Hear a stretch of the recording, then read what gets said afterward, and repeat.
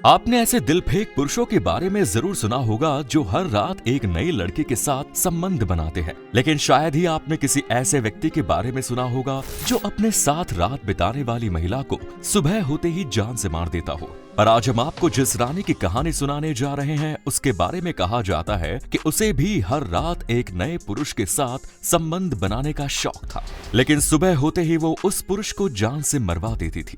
आखिर कौन थी ऐसी रानी? उसके ऐसा करने के पीछे का क्या कारण हो सकता है? इसकी अय्याशी और क्रूरता के किस्से लोगों में फैले हैं। कहा जाता है कि इसने राजपाट हासिल करने के लिए अपने ही सगे भाई को मौत की घाट उतार दिया। हमें यकीन है कि अब तक इस रानी के बारे में जानने की आपकी क्यूरियोसिटी काफी बढ़ गई होगी। तो चलिए शुरू करते हैं इस रानी की सच्ची दास्तान, जिसे पूरा जानने के लिए बने रहिए हमारे साथ इस वीडियो में बिल्कुल आखिर तक। ये वो दौर था साल 1583 एडी का।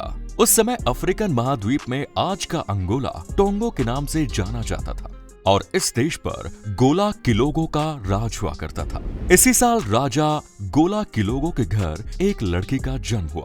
ये लड़की एक दासी के साथ राजा गोला की अय्याशी का परिणाम थी। इस लड़की का नाम रखा गया जिंगा बांदे।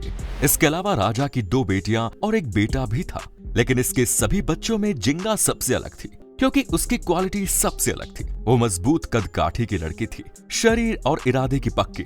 गोला ने अपनी बेटी की काबिलियत को पहचाना और फिर उसे सेना में ट्रेनिंग देना शुरू किया।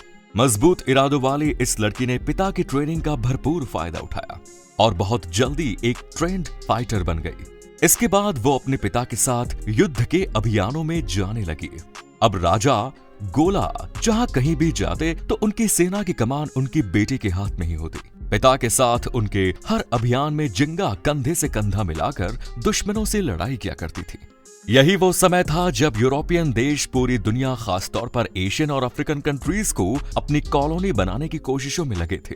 वो किसी भी देश में व्यापारी के भेष में जाते, वहां के राजा के आगे बड़ी ही विनम्रता से व्यापार करने की परमिशन मांग लेते और आगे चलकर वहां के टोटल कंट्रोल को अपने हाथ में लेकर एडमिनिस्ट्रेटर बन जाते।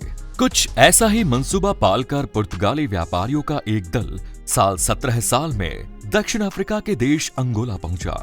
राजा गोला की अनुमति लेकर वो उसके क्षेत्र के छोटे से हिस्से में व्यापार करने लगे। अब वो अपने काम को बढ़ाना चाह रहे थे। पुर्तगालियों के क्षेत्र में राजा गोला अपनी बेटी के साथ विजिट पर पहुंचे, जहां पुर्तगालियों ने उनका अच्छा खासा स्वागत किया और राजा ने वहां कुछ दिन ठहरने का निश्चय किया। पुर्तगालियों का मन था कि वो राजा के और भी दूसरे इलाकों में अपने व्यापार को फैलाने की अनुमति हासिल कर ले। दूसरी तरफ राजा की बेटी जिंगा ने इस बीच पुर्तगालियों से उनकी भाषा सीख ली। इसके बाद राजा गोला अपनी बेटी के साथ अपने राज्य की राजधानी में आ गए। यहाँ आने के कुछ समय बाद ही राजा गोला की मृत्यु हो गई। राजा का सिंहासन खाली था। ऐसे मौके पर लोगों ने जिंगा के भाई को तख्त पर बैठा दिया। भले ही जिंगा योग्य थी और राजा बन सकती थी, लेकिन महिला होने की वजह से उसे राजा नहीं बनाया गया। दूसरी तरफ जिंगा का भाई पूरी तरह से अयोग्य और कान का कच्चा था। उसने राजा बनते ही कुछ ऐसे कानून बना दिए जिससे कि जनता को परेशानी होने लगी। जिंगा भी अपने भाई के शासन में रहकर परेशान रहने लगी। वो कुछ कर नहीं सकती थी। आगे चलकर जिंगा के भाई की सनक इतनी ज्यादा बढ़ गई कि उसने अपने खिलाफ षड्यंत्र रचने के आरोप में अपने ही भांजे यानी कि जिंगा के बेटे की हत्या करवा दी।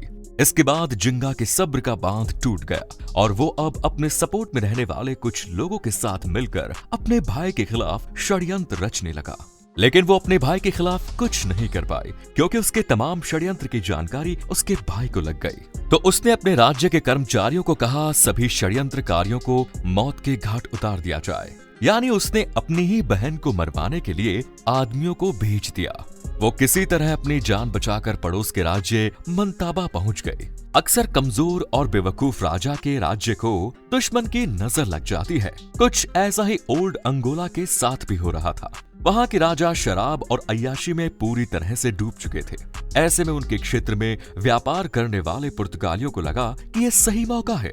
इस समय वो राजा को हराकर इस राज्य पर अपना कब्जा कर लेंगे और इसे अपनी कॉलोनी बना लेंगे।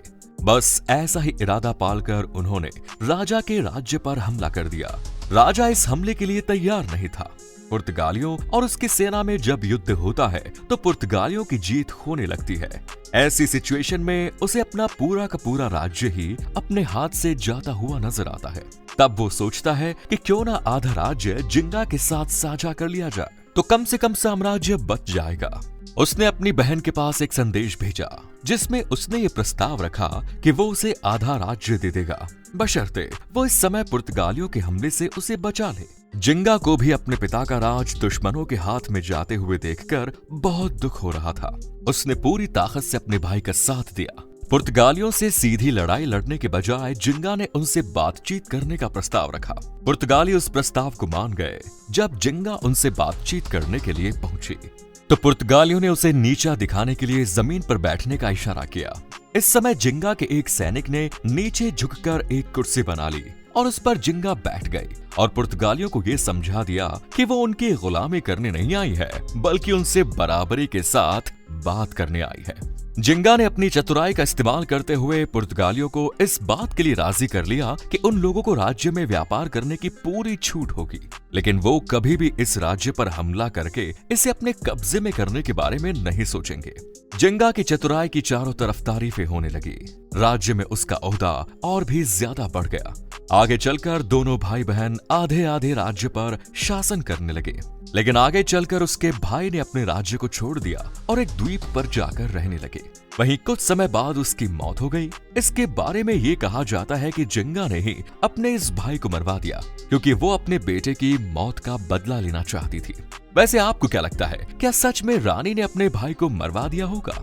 अपना जवाब कमेंट बॉक्स में लिखकर जरूर बताएं। चैनल पर नए साथियों से कहना चाहता है कि चैनल को सब्सक्राइब जरूर करें। दोस्तों, रानी जिंगा इतनी कुशल थी कि उसने अपने राज्य की रक्षा करने के साथ साथ पड़ोसी राज्य पर भी कब्जा कर लिया। उसने डचों के साथ भी दोस्ती की और उन्हें समय समय पर उनकी मदद भी मिली। लेकिन रानी जिंगा की पर्सनल लाइफ के बारे में बहुत सारी ऐसी बातें सामने आती हैं जिन पर यकीन करना मुश्किल है। कहते हैं कि रानी जिंगा को हर रोज नए नौजवानों के साथ संबंध बनाने का शौक था। रानी की नजर में जो भी हट्टा कट्टा सुडौल बॉडी वाला नौजवान पसंद आता, उसे वो अपने हरम में रख लेती। उसे हर रात बिताने के लिए अपने साथ एक नए साथी की जरूरत होती थी। फिजिकल रिलेशन बनाने के लिए वो जिन दो लोगों को चुनती थी, उन दोनों को आपस में एक दूसरे से लड़ाई करवाती थी। इस लड़ाई में जो जीत जाता, उसे रानी जिंगा के साथ रात बिताने का मौका मिलता, जबकि हारने वाले को मौत। हालांकि जीतने वाले की भी यही आखिरी रात होती थी, क्योंकि अगली सुबह रानी जिंगा अपने एक रात के साथी को जिंदा जलवा देती थी। ये तमाम बातें पुर्तगाली व्यापारी ने रानी जिंगा की जिंदगी पर लिखी। उसने बताया कि रानी के हरम को उस समय जिब्दोस कहा जाता था। रानी अपने एक रात के साथी को इसलिए मरवा देती थी क्योंकि वो नहीं चाहती थी कि जो एक बार उसके साथ संबंध बना लिए वो फिर किसी और के साथ रिलेशन रखे। कहते हैं कि यह सिलसिला 1663 तक चलता रहा, जब तक कि रानी की मौत नहीं हो गई। हालांकि रानी के बारे में कुछ लोग इन तमाम बातों को केवल अफवाह ही मानते हैं, तो सच्चाई चाहे जो भी रही हो, लेकिन इस बात से इनकार नहीं किया जा सकता कि रानी जिंगा ने 17वीं शताब्दी में यूरोपियन कॉलोनाइजेशन का विरोध किया। वीडियो पसंद आई तो इसे लाइक करके अपने दोस्तों के साथ शेयर जरूर करें। फिर मिलेंगे नए वीडियो में, तब तक के लिए जय हिंद, जय भारत।